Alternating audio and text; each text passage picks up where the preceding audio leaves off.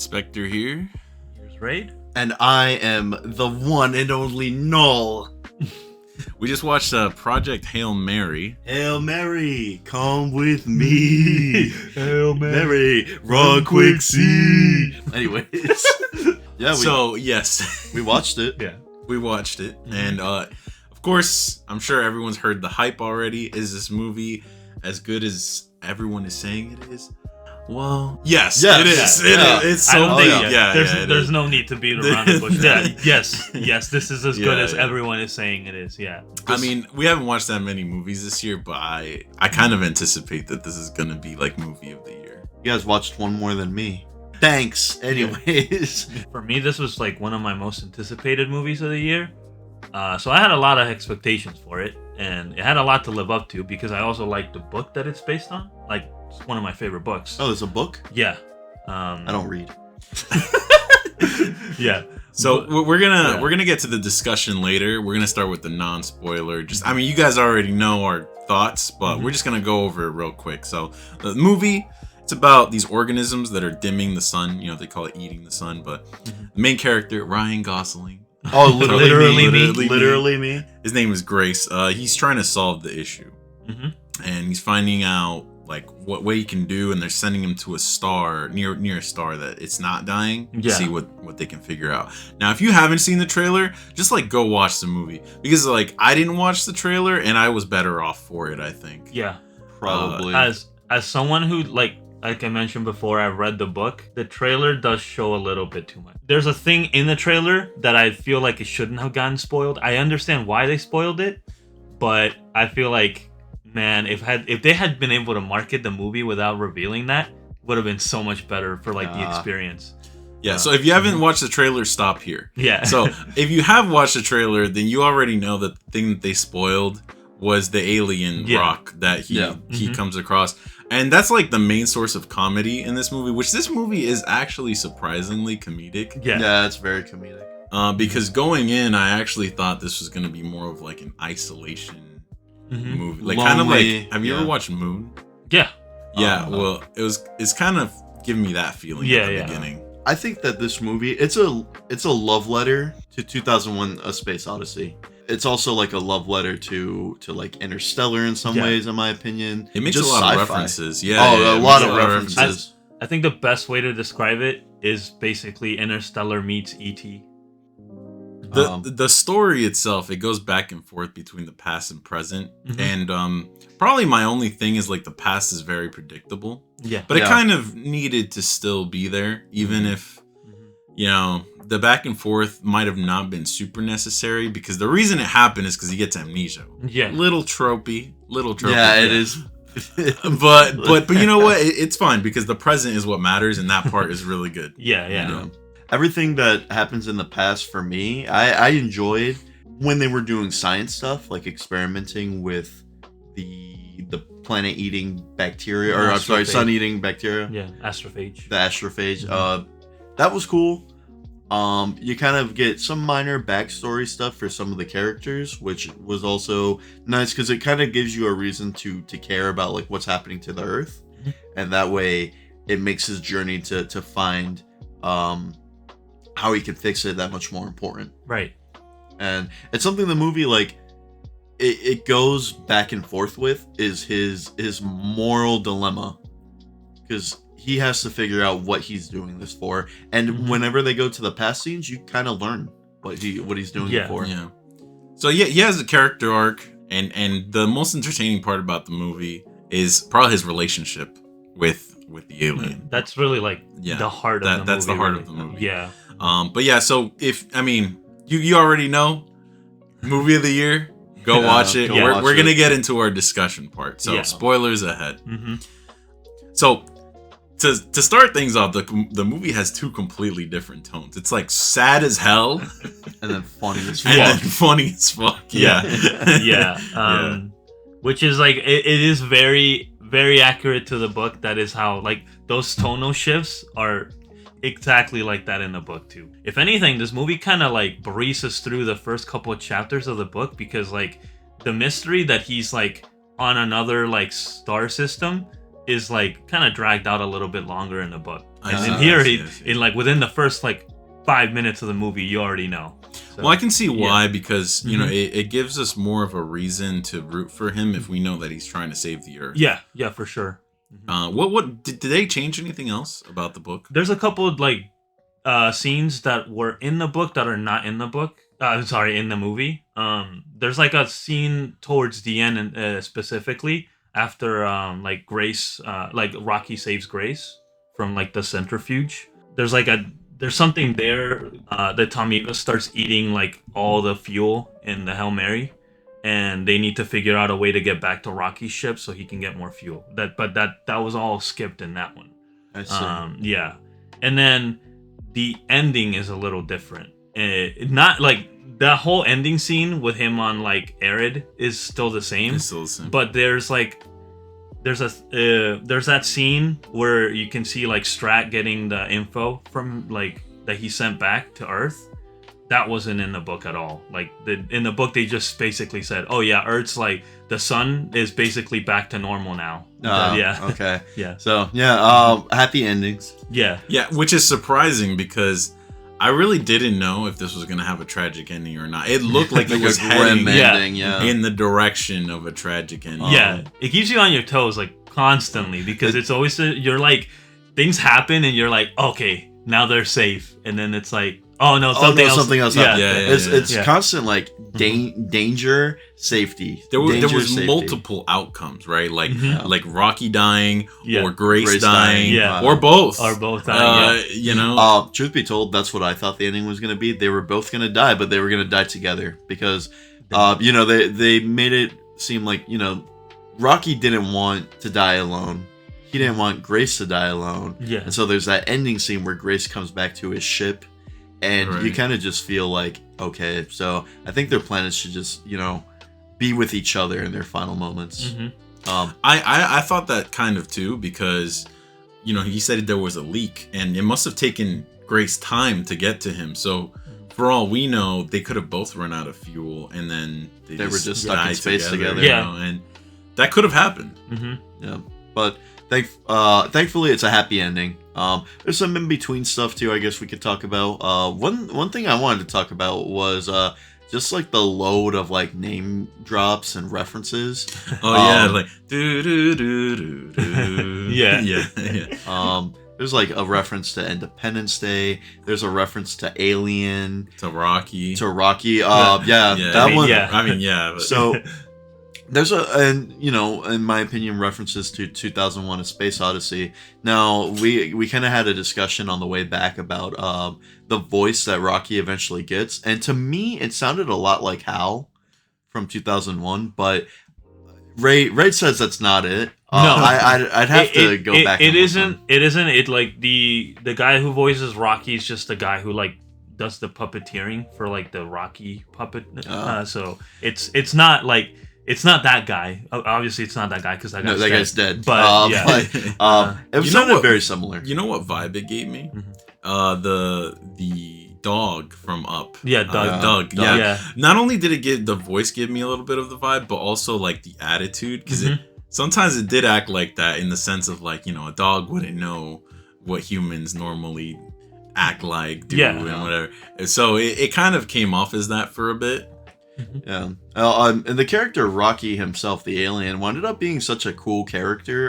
Very likable. Yeah. Because, and this is, I guess, just something I was thinking about while I was watching the movie. I was questioning, like, are we able to understand him? Is just the communication going to be through like motions and puppeteering, or maybe he eventually learns his language, which he did. I actually thought that Rocky would be a lot more primal, like unable to communicate, kind of like a dog, I guess, if you want to go like the up route. You know what's interesting? This movie is actually fairly grounded, but the least grounded part of the movie, I think, is Grace being able to decipher his language in a matter of what seemed like either days or weeks. Yeah. And I know he had like a computer helping him out, but listen, these people are kind of underestimating how hard that is, really. Well, it's kind of, I don't want to call it a plot hole, but Rocky can understand him, like, you know, English, the human language. Well, isn't there? No, the thing that's happening there is that they're teaching each other like what words. Yeah, words. But how do they know what those words? Well, Rocky has his own computer, right? I assume, right? Well, no, he doesn't. His species doesn't have computers. So Rocky did actually just learn English. Well, because they're teaching each other the language, because that's how right. But my question is like, how does Rocky know what that English word means, and then how would they be able to? Because Grace learned with the computer by writing everything down eventually, and then he talks through the text to speech. Yeah. But does Rocky have his own text to speech that he's listening to that the audience just can't see? They just make it seem like he can understand English. Yeah, but maybe I'm just. The book does a little bit of a better job explaining this, but Rocky essentially has like a photographic memory, so he just remembers things. Okay. Yeah. So sure. Yeah. I'll take it. Yeah. There's another like nice little name drop about Rocky. So obviously they got to find the solution somehow, right? And we eventually get to that point where they find a planet that contains a counter bacteria, like a predator, for the organism that's dimming the sun. And I don't know, it was kind of nice when they name dropped like the planet. It didn't have like an official name, and so he's like, well, what's the name of your mate? Because Rocky has a mate back at his home planet, and it's just a long ass like chiming noise. And then he's like, well, what if we call her Adrian? And I was like, Rocky and Adrian, okay. Yeah. So we're quoting like the Rocky movies, which they wind up watching at some point in the movie anyway. So that was kind of nice. That is such another like thing that I have to mention is like different from the book. That like room where like they can like see things from like Earth. That's not in the book at all, and I think that's a fantastic addition. Because it's like it allows like Grace and Rocky to bond so much more. I thought it was so great when they added that. Yeah. That is a good addition. Yeah. I was gonna mention in regards to like the long names. I was actually telling Null while we were watching. I'm like, man, bro has like 4 last names, like Hispanic people. But the movie goes on to find the cure and to get it back home. And there's some intense like moments where it reminds me of like Interstellar, right? Yeah. Specifically, there's a moment where they're on planet Adrian getting the predator, the counter organism. Yeah. And that whole scene kind of reminded me like not like exact like scene for scene, but shot for shot, like the wave from that one planet that they went to explore. Yeah.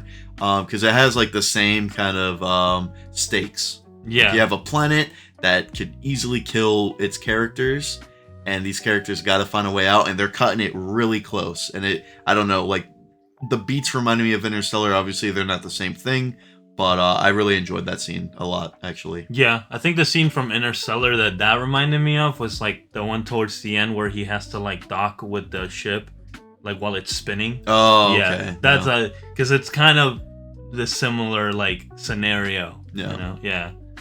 I think that this movie tackles themes of loneliness, but also connection. Like, it's a heavy movie on like themes of connection. Yeah, it for sure. Also, like, it's just really optimistic. It's just like, hey, we can get together and like accomplish anything, basically. Bro, tell me about it, because imagine if that alien had not been friendly. Oh yeah, or liked eating people. Hostile. Yeah. Hey, Grace makes a joke about it. Yeah, he does. Too. He's like, I'm glad he didn't want to be into me. Yeah, that was the alien reference. Yeah, I was like, alien reference. Wow. And but yeah, there was so many ways that could have gone. They almost made it seem horror-like when he was at the beginning with the ship. Oh yeah. I actually really enjoyed that. I enjoyed that scene more not having watched the trailer. Yeah. Because I didn't know that this was gonna have an alien. I was like, wow, this is a different movie than I thought it was gonna be. Yeah. Oh. And the ship that Rocky pilots is really cool too, in my opinion. Yeah, no, it just looks sick. I don't know how to explain it. It's very like simplistic in design, but is there anything it reminds you of? Kind of, I don't know, nothing specific. Kryptonian technology from like the 70s. The like the old like the crystals and all that stuff. Yeah, I guess it kind of reminded me of like, I don't know, it's like huge like needles I was gonna say like toothpicks in the while I was watching that I was too, like, yeah. just a bunch of like glued on toothpicks. Yeah. You know, that reminds me. I think the way that they do his species in this movie is really good because they actually add a lot of like little quirks about him that you wouldn't necessarily flesh out in a normal sci-fi movie where, you know, you kind of have to just like graze by the aliens and whatnot. Right. And, you know, the temperature he has to live at. Yeah. Right. The fact that he sees through, I don't know if is it echolocation? It's basically echolocation. Echolocation, basically. You know, they even have like small details, like when he pulled in Grace back in, like in basically almost sacrificed himself. Yeah. Grace had like burn marks on his arm, and it's such a small detail, but it makes sense because, you know, they don't exactly say how hot he has to live. Yeah. But we can assume that it's over 100 degrees. It's like well over 100 degrees. It's super probably hot. give you, like, if he touches you, you get a 2nd degree burn. Yeah. And now I don't know if he kept that scar. I wasn't paying attention at the end of the movie to his arm, but like I said, small attentions to detail, which, like I said, keeps it kind of scientifically grounded to an extent. Yeah. Yeah. This movie definitely takes a lot of scientific liberties, though. It's like, okay, so Neil deGrasse Tyson wouldn't be able to explain this. Not like Interstellar. He'd be like, this makes sense. And then he watches this movie and he's like, yeah, no, this couldn't happen in space. Yeah, no, I mean, Interstellar was always going for like that.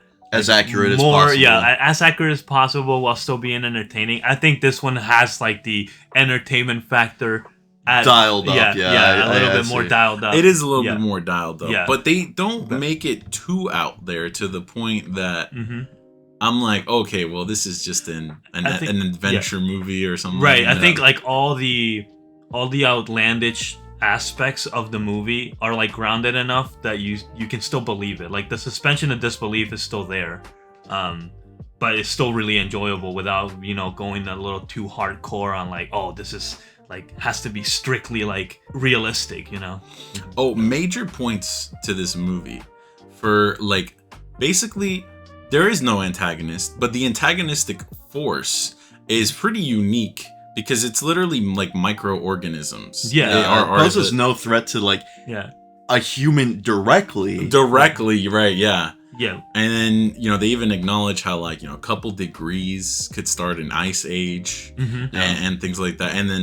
And in fact, they didn't even say that it would be the ice age that would kill them. It would be the wars during the ice age. That would fight for food and I think what was really smart, by the way, was they could have easily turned this into just an Earth thing, right? Like, oh, hey, our sun is gonna dim and we're gonna die if we don't leave Earth. We gotta look for a new Earth. No, they made the stakes high because every star was being affected by this. So, which I like, because if it was just tied to Earth's sun, it's like you could have just spent the movie looking for a new Earth, a new place that they can live. But they really upped the stakes with like every sun. So they had to find the cure. They had no choice, which I really liked. The woman, what was her name? Eva Strat.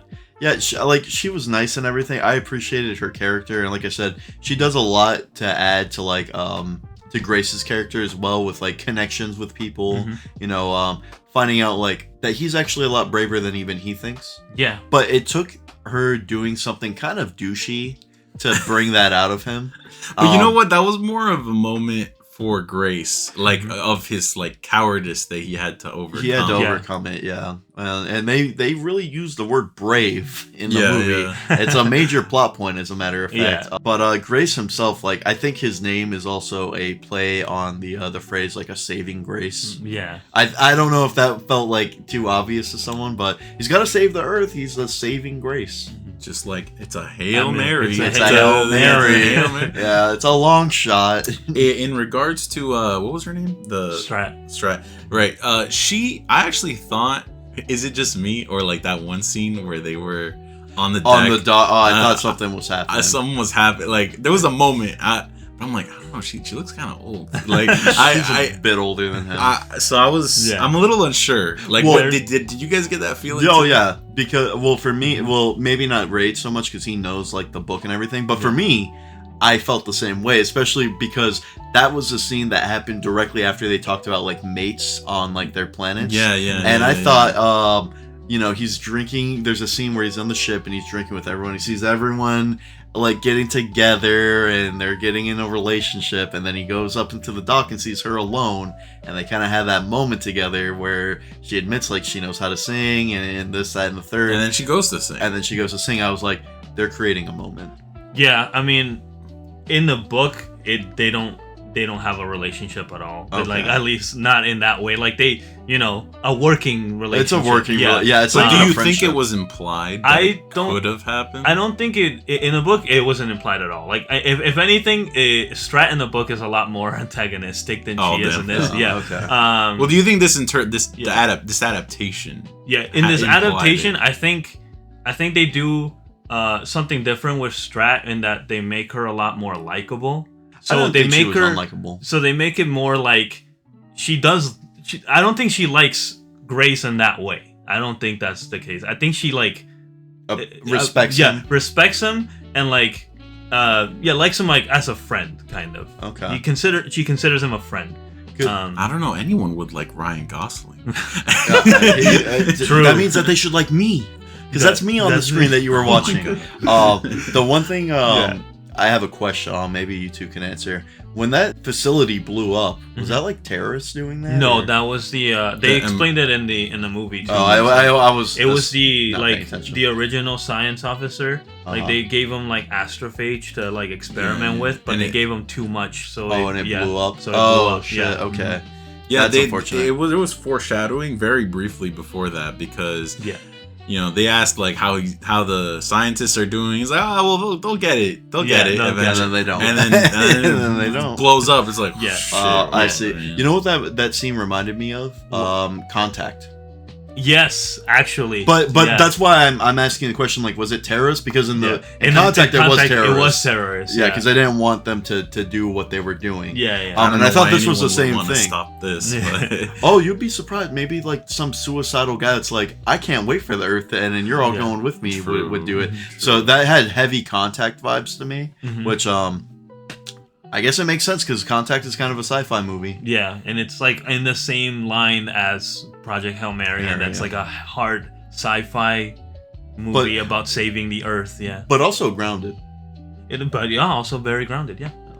So getting to the end here, do you guys think that Grace returns to Earth? Because they left it a bit ambiguous. Yeah, I think he will eventually. I don't think so. I think he stays on Arid. I do think that there's an implication that he would rather stay on Arid. Yeah. But it's only implied slightly with the whole classroom thing because the Rocky, he says, think on it. Think on it for a long time. Yeah. But that doesn't imply he's never going back. Yeah.